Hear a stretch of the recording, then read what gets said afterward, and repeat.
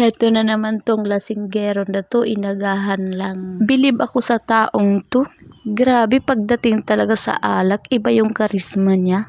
Ito na magdamagan lang ito nag-inom. May dala-dala pa siya dyang pulutan. Pinaalis na kasi sila doon kung saan sila nag-iinom kasi maingay na masyado. Kaya dito na lang siya sa bahay niya, sa bahay-bahayan niya.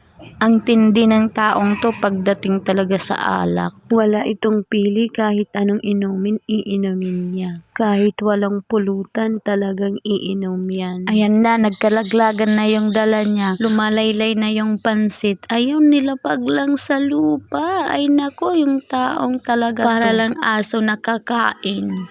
Kukuha siya siguro ng baso. Yun, tinatawag niya yung kasama niya. Halika na daw dito at magsimula na tayong mag-inuman. Pang ilang venue na kaya nila ito. Ito lang po ang bahay niya kasi mag-isa lang siya sa buhay. Wala po siyang asawa. Kaya kahit anong oras, pwede siyang mag-inom kasi wala siyang binubuhay kundi ang sarili niya. Pag may pera yan, titigil na yan sa trabaho at time to inuman na. Wala yang sinasanto pagdating